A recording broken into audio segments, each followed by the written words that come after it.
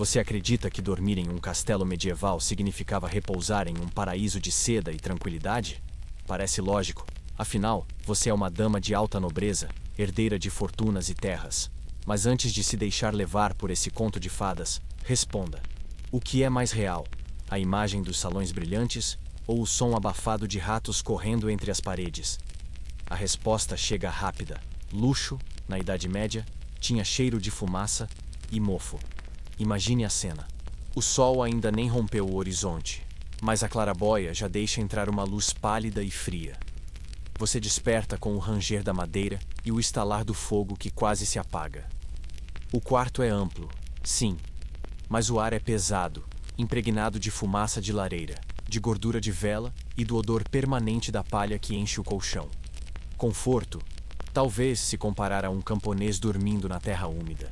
Mas para quem sonha com maciez, o corpo sente cada talo de palha como uma agulha. A coberta de lã esquenta, mas também pinica. Por que não abrir as janelas para arejar?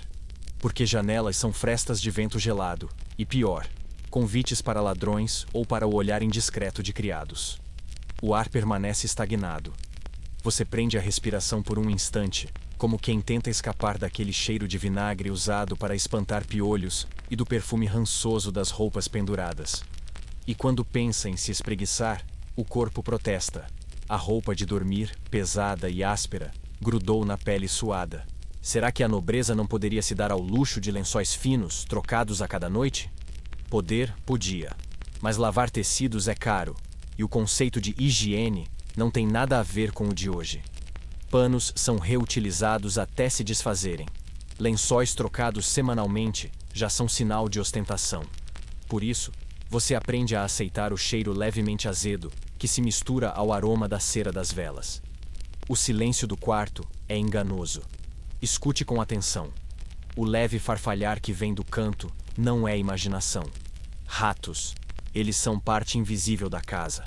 Tolerados porque comem restos e aquecem as frestas. Até a dama mais poderosa da região se acostuma a esse concerto noturno. Quem ousaria contar aos convidados que, enquanto os bardos tocam harpas no salão, pequenos intrusos fazem festa sob o piso de tábuas? Você se senta lentamente, sentindo o piso de pedra gelar os pés. A criada, já à porta, espera o sinal para entrar. Ela não bate. Sabe que a rotina é quase religiosa. Minha senhora, dormiu bem? Pergunta em voz baixa, como se temesse espantar algum espírito. E você, com um sorriso ensaiado, responde: sim, mesmo sabendo que cada noite é um teste de paciência. Por que mentir? Porque demonstrar desconforto é sinal de fraqueza. O luxo é, acima de tudo, aparência. A criada traz água em uma bacia de cobre. Mas não se engane, é água que repousou na noite anterior, fria e turva. Você mergulha as mãos, sente o choque gelado e pensa: isso é limpeza? É, dentro do padrão medieval. O rosto é apenas borrifado e um pano de linho remove o que a água não leva. O resto do corpo fica para outra ocasião. Banhos de corpo inteiro são raros, reservados para celebrações ou recomendações médicas. Mas e os perfumes? Você se pergunta. Sim, eles existem, feitos de ervas e vinagre, mas servem mais para mascarar odores do que para eliminar sujeira. Enquanto a criada penteia seu cabelo, tarefa longa, porque fios embaraçados significam status de quem não trabalha no campo, você observa o teto escurecido pela fuligem. Cada mancha é um lembrete de que o fogo, fonte de vida, também impregna tudo de um cinza eterno. Quer respirar ar puro? Terá de esperar as caçadas ou o passeio nos jardins, se o tempo permitir. E o café da manhã? Ainda não. Primeiro vem a pequena oração, uma obrigação que reforça seu lugar no mundo. Mulher rica, mas serva de Deus e da reputação da família. Cada palavra sussurrada é tanto um pedido de proteção, quanto um lembrete de que a vida, mesmo cercada de prata e tapeçarias, é frágil e vigiada. Será que algum visitante de hoje chamaria isso de privilégio? Talvez se encantasse com os vitrais coloridos, o eco das paredes altas, a sensação de poder. Mas basta um dia, ou uma noite mal dormida, para perceber que o conforto é mais mito que realidade. E é exatamente assim que o dia de uma mulher rica na Idade Média começa. Entre a pompa que impressiona e a rotina que sufoca. entre a promessa de poder e a certeza de que até o luxo tem cheiro de mofo. Agora diga, ainda parece um conto de fadas? Ou já sente o peso de ser nobre em um mundo onde até o privilégio é desconforto? Essa é apenas a primeira respiração do seu dia. E já revela que a riqueza medieval é, no fundo, uma bela armadilha. Você imagina que após aquela primeira manhã gelada no castelo, a próxima etapa seria um banho quente para revigorar o corpo? Uma banheira fumegante, essências de flores e servos à disposição? Parece tentador, mas responda rápido. Na Idade Média, isso era um privilégio diário ou uma fantasia dos filmes? A resposta é curta e surpreendente. Fantasia. Ser uma mulher rica no século XIII significa viver limpa apenas na aparência, e ainda assim, com muito esforço. A bacia de cobre ainda está ali, com a mesma água fria da madrugada. Você se aproxima como quem enfrenta um inimigo conhecido. Por que tão pouca água, se a família tem recursos? Por que aquecer grandes quantidades exige lenha cara, e a lenha alimenta lareiras e fogões antes de servir para banhos? Água morna é luxo reservado a ocasiões especiais ou prescrições médicas, quando algum curandeiro recomenda imersões com ervas. O banho completo, de corpo inteiro, é quase um ritual anual, talvez em dias santos ou festividades de verão. Sua criada surge com um pano de linho embebido em vinagre aromatizado com alecrim e lavanda. Minha senhora, para refrescar a pele, ela diz, esfregando suavemente seu rosto e pescoço. O vinagre não é apenas perfume. Acredita-se que afasta doenças, especialmente quando rumores de peste rondam os vilarejos. Você tolera o ardor discreto, sabendo que esse é o seu banho cotidiano. E quanto ao cabelo? Ah, essa é uma saga própria. Lavar a cabeça com frequência é impensável. Em vez disso, a criada penteia mecha por mecha com um pente de madeira untado em óleo de oliva ou banha, tentando domar os fios e afastar piolhos. Para garantir, ela polvilha pó de ervas secas, um truque para mascarar odores e dar aparência de volume. Você se pergunta: não coça? Coça, mas a nobreza aprende a não demonstrar. Coçar em público seria admitir derrota para as pragas invisíveis. A roupa íntima, um chemise de linho, foi arejada durante a noite. Trocar peças diariamente? Sonho moderno. Muitas vezes, a mesma roupa toca sua pele por vários dias. Mas há método nessa rotina. O linho, acredita-se, puxa a sujeira para fora do corpo. Trocar o chemise uma vez por semana já é sinal de riqueza e zelo. Quem poderia imaginar que a brancura do tecido, mesmo levemente amarelada, serve como medalha de status? Enquanto você se veste, a criada umedece levemente outro pano para lavar mãos e braços. A água escorre em gotas mínimas, mais simbólicas que eficazes. O cheiro de fumaça da noite anterior ainda gruda na pele, mas o vinagre de ervas e um toque de pó de arroz tentam escondê-lo. Está pronta, minha senhora, diz a criada, oferecendo um espelho de metal polido. O reflexo é baço, mas suficiente para você ajeitar o véu que cobre o cabelo. Afinal, exibir os fios em público é visto como ousadia indecorosa. Você pensa em como a limpeza se torna espetáculo. O que importa não é estar realmente limpa, mas parecer. O rosto ligeiramente pálido é sinal de nobreza, de quem não trabalha sob o sol. Para reforçar a ilusão, aplica-se um leve pó claro feito de farinha ou giz. Lábios. Uma pitada de suco de beterraba. Nada mais. Unhas. Aparadas com uma pequena faca e polidas com pano seco. Nada de água em excesso. Acredita-se que ela abre os poros e enfraquece o corpo. Quer saber o lado prático dessa cultura?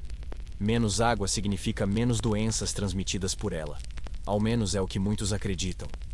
Monges e médicos da época defendem que banhos quentes amolecem a carne e convidam a enfermidades. Então, ironicamente, a falta de banho é considerada sinal de prudência. Você, mulher rica, deve obedecer a essas recomendações, pois desafiar o saber médico é arriscar não apenas a saúde, mas a reputação. Enquanto ajusta as camadas de roupas, chemise, corpete, túnica e, se o clima pedir, uma capa de lã, você sente o peso literal de cada peça. A limpeza, aqui, não vem da água, mas do tecido. Várias camadas absorvem suor e sujeira, protegendo a camada externa, que precisa parecer impecável aos olhos alheios. Cada ajuste da criada é uma coreografia silenciosa para manter a aparência de frescor. E o hálito? Sem escovas de dente, você mastiga ramos de hortelã ou usa um pó de carvão e sal para esfregar os dentes com um pano. O sabor é áspero, mas é isso, ou conviver com o cheiro de cerveja fraca e pão fermentado que domina as refeições. Você se pergunta, será que todos percebem? Provavelmente, mas ninguém comenta. Afinal, todos compartilham do mesmo padrão. No final, você está pronta para sair do quarto. Olha-se uma última vez no espelho de metal. A imagem mostra uma dama elegante, véu perfeitamente posicionado, pele clara e um leve aroma de ervas. Mas você sabe a verdade. A limpeza é uma ilusão bem ensaiada. Seu corpo não sente o frescor que a visão transmite. Ainda assim, é essa ilusão que sustenta sua posição social. E então pergunto, depois de conhecer esse ritual, você ainda acredita que ser limpa na Idade Média era uma questão de água e sabão? Ou percebe que, para uma mulher rica, a higiene era, antes de tudo, uma performance?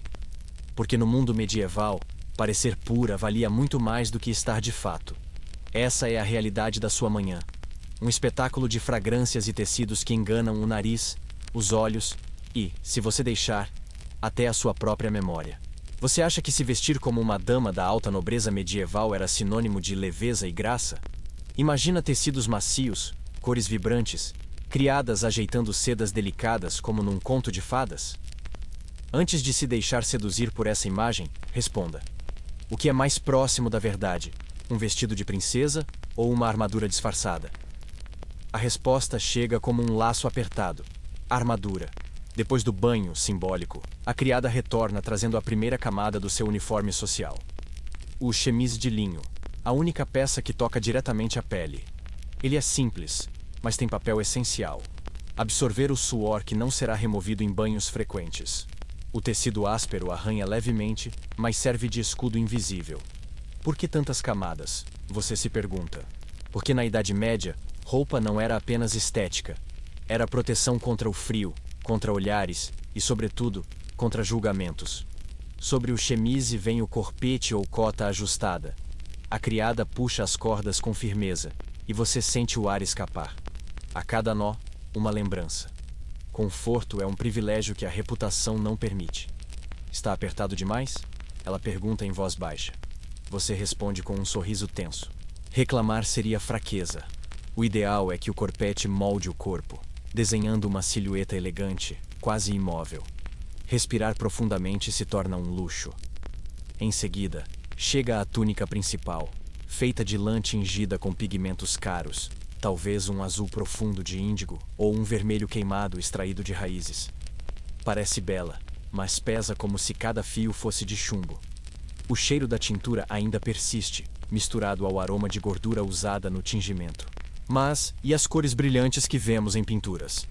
Sim, elas existem, mas para alcançá-las é preciso misturar minerais tóxicos, como o mercúrio. Quanto mais viva a cor, mais caro e perigoso o processo. Você veste riqueza e, ao mesmo tempo, risco. A criada ajeita as mangas longas, que arrastam levemente no chão.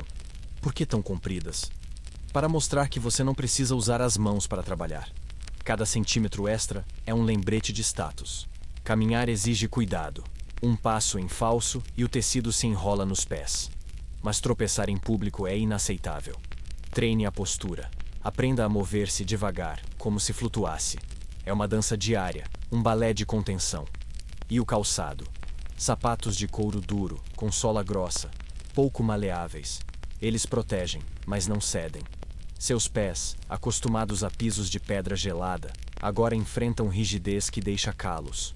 Você lembra das camponesas descalças e, por um instante, inveja a liberdade delas de sentir a terra. Quando o vestido está completo, a criada prende o cinto de couro trabalhado, pendurando pequenas bolsas onde você carrega moedas, lenços ou um rosário. Não há bolsos. Tudo deve ficar à vista, símbolo de que nada é escondido. Por cima, se o dia pede formalidade, vem o surcoat, um manto aberto nas laterais, às vezes ricamente bordado. Cada camada aumenta o peso, e você sente os ombros afundarem. Mas falta a peça mais simbólica: o véu ou touca. Exibir o cabelo é sinal de ousadia ou mesmo de pecado. A criada enrola e prende cada fio, cobrindo com linho branco e, talvez, um diadema fino de ouro ou prata. O processo é meticuloso, quase cerimonial. Cada alfinete é colocado para que nada se mova. Mostrar o pescoço já é ousado. Deixar uma mecha escapar pode ser interpretado como provocação. Por que tantas regras para um simples ato de se vestir? Porque no mundo medieval, a roupa é linguagem. Ela comunica sua posição social, sua moralidade, sua obediência à família e à igreja. Cada camada é uma frase silenciosa dizendo: sou nobre, sou pura, sou intocável. Descumprir o código pode gerar rumores, e rumores, em uma corte, são veneno. Você respira fundo, ou tenta. O corpete não permite expansão plena dos pulmões. O corpo já transpira sob a lã, mesmo no frio da manhã. O cheiro de ervas do banho se mistura ao calor das roupas. E o dia mal começou. A criada faz a última checagem, passando os olhos de cima a baixo, garantindo que nenhuma dobra esteja fora do lugar. Pronta, minha senhora! Mas pergunte-se, quem está pronta? A mulher de carne e osso, que sente o peso e a coceira, ou a imagem cuidadosamente construída para o olhar dos outros? A roupa é escudo e prisão. Protege do frio e das críticas, mas também aprisiona cada movimento, cada respiração. Até sentar, exige treino. Costas retas, mãos apoiadas sobre o colo, pés alinhados. Um descuido e o tecido pode enrugar, revelando a realidade por trás da ilusão. Enquanto caminha pelo corredor, você percebe como o som do tecido roçando ecoa no silêncio de pedra. Cada passo denuncia sua presença. É quase uma armadura. A roupa anuncia quem você é, antes mesmo que sua voz se faça ouvir. E, de certo modo, cumpre a mesma função de um cavaleiro em metal: proteger a honra mais do que o corpo. Então, eu pergunto: depois de vestir cada camada, depois de sentir o peso, o aperto, o calor, ainda parece glamuroso o ritual de se vestir como uma dama da Idade Média? Ou já entende que a moda nobre não era apenas vaidade, mas um sistema de controle? Um lembrete diário de que sua liberdade termina onde começa a expectativa da sociedade? Esse é o verdadeiro significado da armadura de pano. Ela é bela, sim, mas cada ponto costurado é também uma pequena renúncia. À respiração plena, ao movimento espontâneo, à sensação de leveza.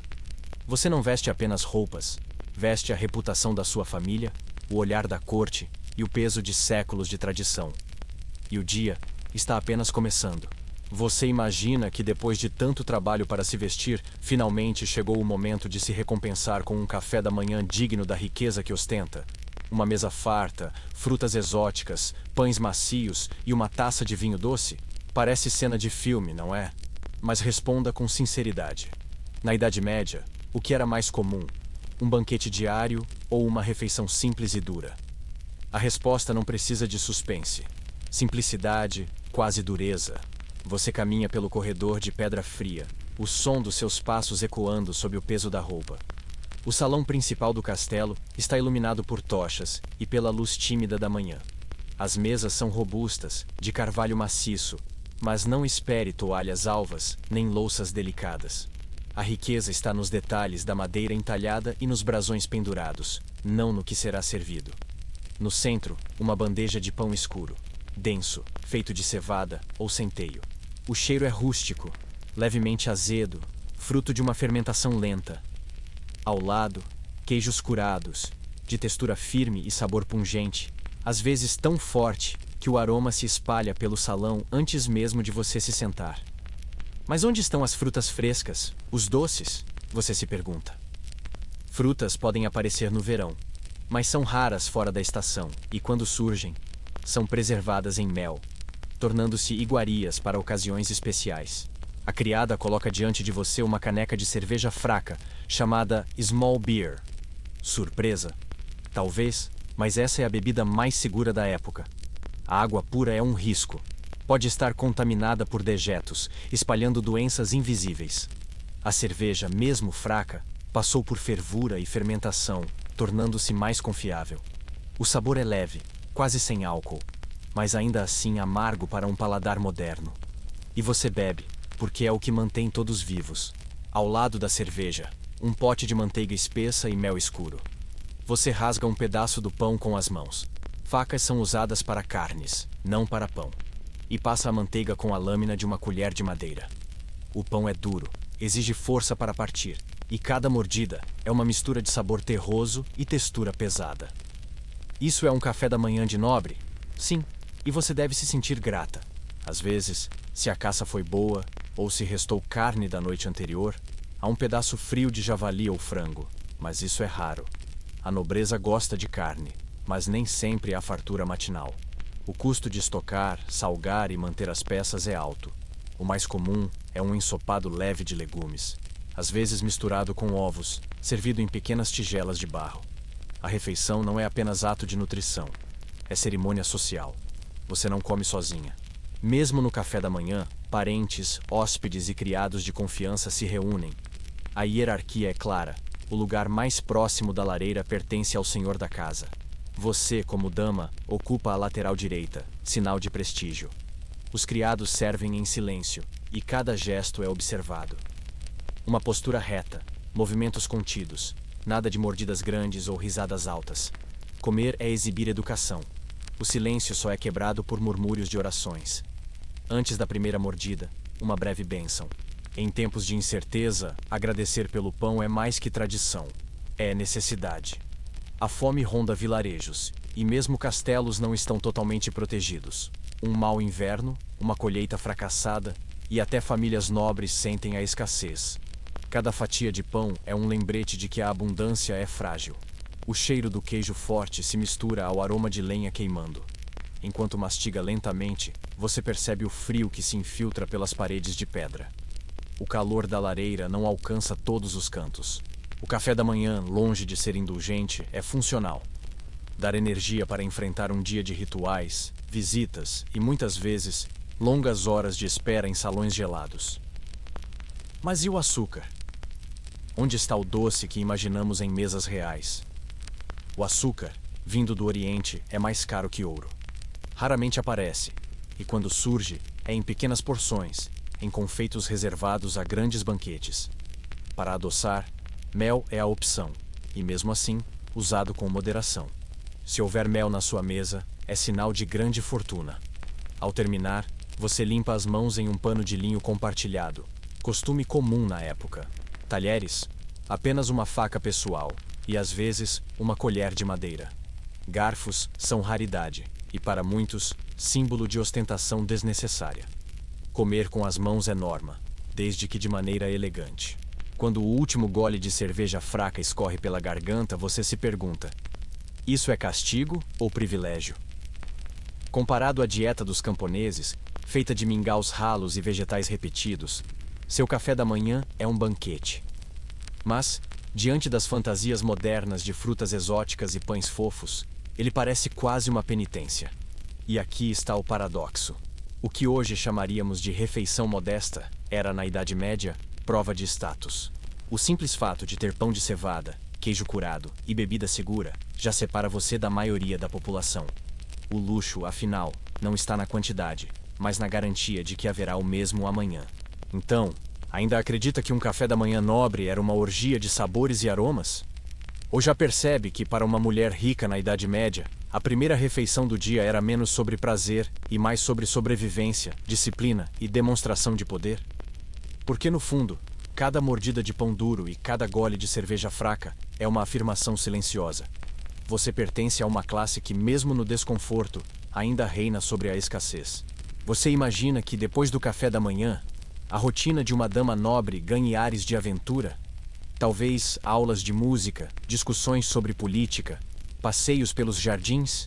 Então me diga, o que realmente preenchia as horas de uma mulher rica na Idade Média? Decisões importantes ou tarefas aparentemente delicadas e infinitas? A resposta é curta e certeira. Agulha, linha e um mar de silêncio. O corredor de pedra leva você até a Sala das Damas, um espaço onde a luz do sol tenta atravessar janelas estreitas e pesadas tapeçarias. O cheiro é de lã, madeira encerada e leve poeira. Almofadas de linho estão espalhadas, mas não se engane. O conforto é apenas aparente. O bordado é mais que um passatempo. É treinamento, é currículo. Cada ponto é uma prova de paciência e virtude. Qualidades esperadas de uma futura esposa nobre. Sua criada traz o bastidor de madeira, cuidadosamente preparado. O tecido esticado é quase uma tela em branco, aguardando sua dedicação. Você pega a agulha. Consegue imaginar a expectativa? As mulheres ao redor também se sentam, cada uma com seu trabalho. Flores, cenas bíblicas, brasões de família. Conversas surgem, mas sempre em tom baixo.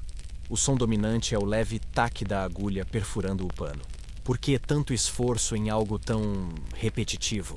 Porque aqui, cada ponto é mais que arte. É sinal de status. Um bordado delicado revela educação, disciplina, paciência. Uma peça mal feita, por outro lado, pode se tornar fofoca. As visitas notarão se o ponto escapa, se a cor não harmoniza. Não existe atalho. Você já se perguntou quanto tempo leva para bordar uma toalha inteira? Dias, às vezes semanas, e ninguém ousa apressar. A luz da manhã bate de lado, iluminando a poeira que dança no ar. Você prende a respiração para passar a linha pelo buraco da agulha. Não acerta de primeira, nem de segunda. Na terceira, sim. Uma pequena vitória silenciosa. O primeiro ponto exige cuidado. Você se curva, o pescoço começa a doer. Ajusta a postura. Continua. Enquanto borda, a mente viaja. Pensa nos salões de banquete, nos casamentos arranjados, em como seu destino já foi decidido sem sua voz. O bordado é, paradoxalmente, uma prisão e um refúgio. Prisão, porque reforça o papel passivo que esperam de você. Refúgio, porque enquanto costura, ninguém exige que fale, que sorria ou que aceite propostas. O tecido se torna um espaço secreto para pensamentos proibidos. De vez em quando, uma criada oferece vinho aguado ou cerveja fraca. Você aceita. O líquido morno não refresca, mas quebra a monotonia. As outras damas comentam sobre a lã, sobre novas cores de fio trazidas de mercadores italianos, sobre as tintas vegetais que desbotam ao sol. É o tipo de conversa que preenche horas sem dizer nada. Você responde com um educado e volta à agulha. Cada ponto é um teste de paciência. O dedo começa a doer, a mão formiga, mas você continua. Porque parar antes da hora certa seria sinal de preguiça. E preguiça, na sociedade medieval, não combina com virtude. Já parou para pensar como uma simples atividade doméstica pode se transformar em prova social? Aqui, o bordado é uma espécie de currículo vivo. Demonstra que você tem disciplina para administrar uma casa, educar filhos, servir de exemplo. Ao seu redor, o silêncio cresce. Uma dama suspira, outra troca a linha, uma terceira apenas finge bordar, o olhar perdido. É como se todas compartilhassem o mesmo pensamento. O tempo não passa. E de fato, não passa. 3 horas podem parecer 3 dias. Você finalmente termina uma parte do desenho. Talvez uma cena pastoral com um cervo que nunca verá, ou flores de cores impossíveis no clima cinzento do castelo. Olha para o resultado com um misto de orgulho e cansaço. A peça está bonita, mas ninguém verá o esforço invisível costurado ali. Para quem olhar de fora, é apenas mais um bordado para enfeitar altar, almofada ou enxoval. Por que não fazer algo mais útil? Porque, para uma mulher nobre, utilidade é exibir delicadeza. A vida inteira é uma vitrine. Suas mãos não podem ter calos. Seu rosto não pode queimar de sol. Seu tempo não pode parecer ocioso.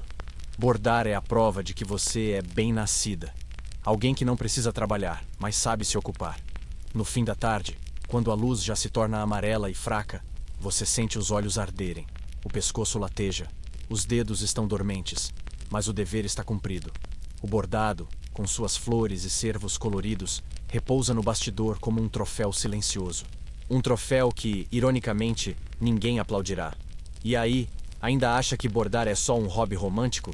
Ou percebe que, para a mulher rica da Idade Média, cada ponto era um lembrete de sua função social, paciente, dócil, exibindo riqueza sem jamais se rebelar? Talvez você veja apenas linha e tecido, mas no fundo, o que foi costurado aqui é algo muito maior.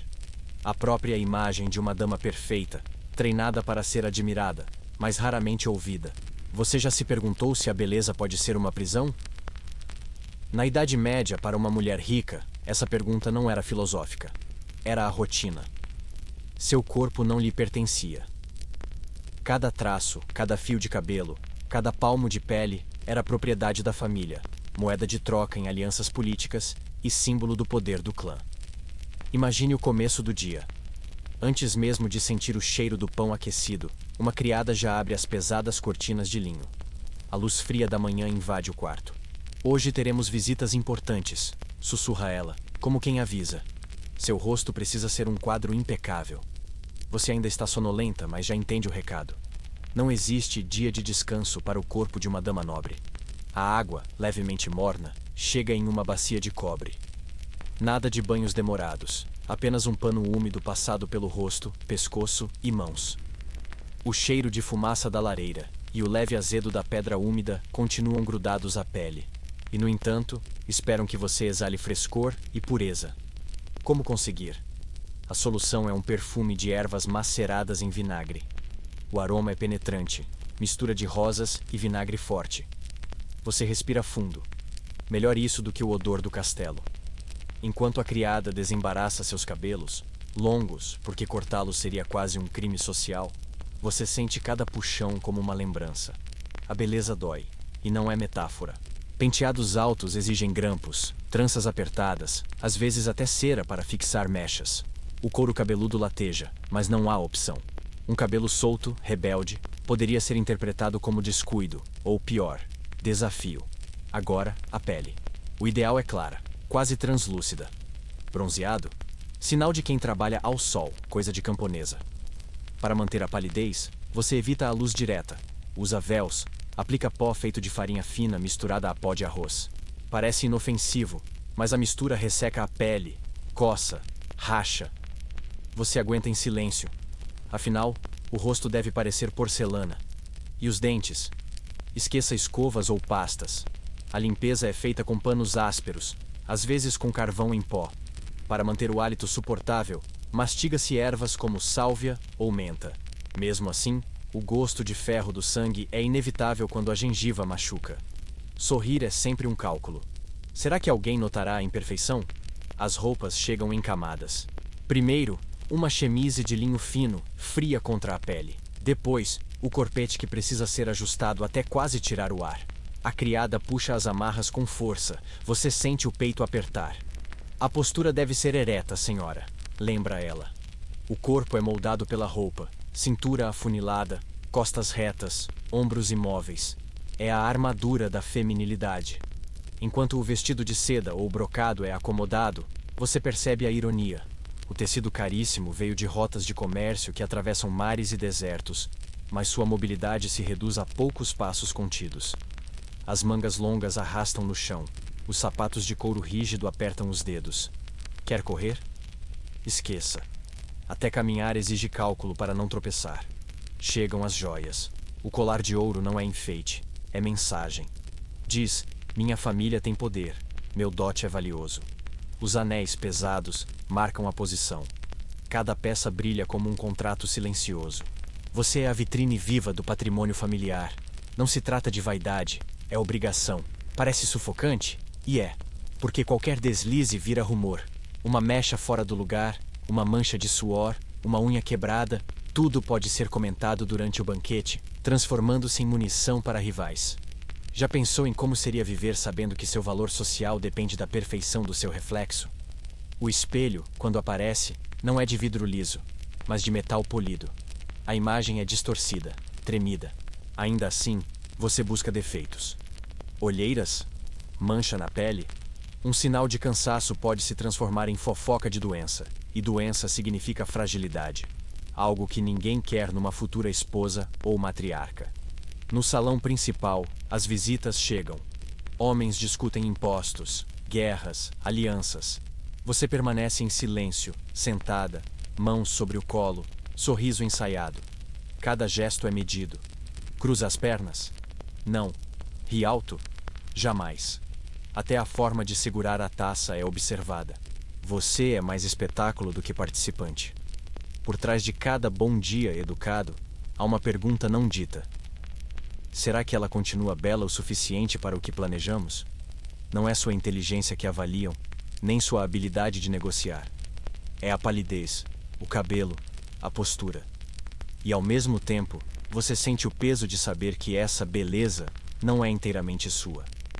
Quando a noite chega e a última vela se apaga, você finalmente tira o corpete, solta o cabelo, remove as joias. A pele respira. O corpo reclama em dores mudas. Você se olha de novo no metal polido. A mulher refletida é quase uma estranha, moldada por expectativas alheias. Então responda: é privilégio ou prisão? Ser bela, para uma mulher rica na Idade Média, não era escolha nem mero capricho. Era dever. Cada detalhe do corpo era vigiado. Cada traço controlado. Você não se pertencia. Era vitrine, moeda, promessa. Uma obra de arte viva, feita para ser admirada, mas nunca para ser livre. Você ainda acredita que ser uma mulher rica na Idade Média era viver em um conto de fadas? Então responda: de que adianta vestir seda, comer em pratos de prata e habitar um castelo de pedra se cada detalhe da sua existência é decidido por outros? É aqui que a ilusão se desfaz. Quando a última vela se apaga nos corredores frios do castelo, você sente o peso de um dia que nunca foi seu. Desde o despertar ao som das criadas até o momento de recolher-se, tudo foi planejado. O que vestir, como falar, quando sorrir. Sua vida parece luxuosa, mas a liberdade, essa nunca chegou. As paredes que brilham com tapeçarias finas também são muros de controle. A riqueza não é um passaporte para o prazer, é uma coleira dourada. Cada joia em seu pescoço brilha como uma corrente que prende.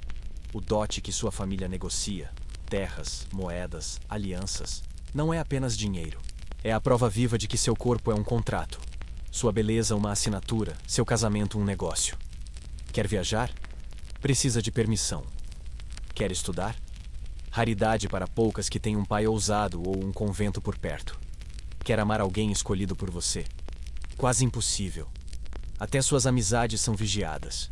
Um passo em falso, um rumor de comportamento impróprio, e o castelo se transforma em cela invisível.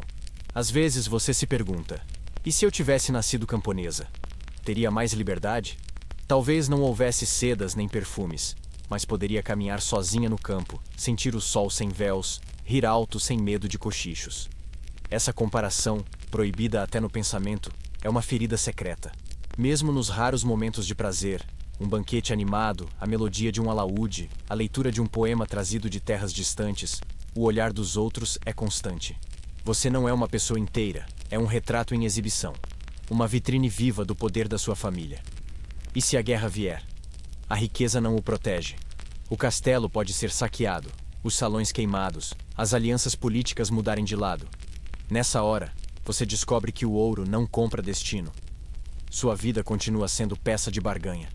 Uma filha bem casada pode salvar terras. Um enlace forçado pode evitar sangue. E você? Você é a peça. Mas há um poder sutil, quase invisível, que você carrega. Na conversa baixa durante o bordado, na influência suave sobre o marido, na educação dos filhos, na troca de olhares com outras damas. É um poder que não se grita, se sussurra. É a política da paciência. É a força de quem, mesmo vigiada, aprende a negociar nas entrelinhas. Quando a noite avança, você caminha pelos corredores de pedra, o som dos passos ecoando no silêncio. O vento que entra pelas frestas traz o cheiro de terra úmida. Você para diante da janela estreita. Lá fora, a lua ilumina o pátio, e por um instante você sente algo raro, o sopro da própria existência. Mesmo que ninguém veja, esse instante é seu. No fundo, o que é ser uma mulher rica na Idade Média? É ser ao mesmo tempo rainha e prisioneira. Ter luxo sem conforto. Ter poder sem voz. Viver num castelo que protege e aprisiona. Ser admirada por todos, mas escutada por poucos. Agora responda para si mesma: vale a pena? Ou a maior riqueza que uma mulher poderia sonhar naquele tempo seria algo que o ouro não compra? A liberdade? Esse é o bordado final, o último ponto da sua história. Entre sedas e correntes invisíveis, você compreende. A verdadeira nobreza nunca esteve no título ou nas joias, mas na coragem silenciosa de existir, mesmo quando o mundo insiste em tratá-la como objeto. E é nesse silêncio que mora a força que nenhum castelo consegue aprisionar. Você acredita que a Idade Média acabou há séculos? Em datas, sim, Mas e nas ideias, nas expectativas que pairam sobre o corpo e a vida das mulheres, será que esse tempo realmente ficou para trás? A pergunta incomoda, e é exatamente por isso que precisa ser feita. Pense na rotina que você acabou de acompanhar.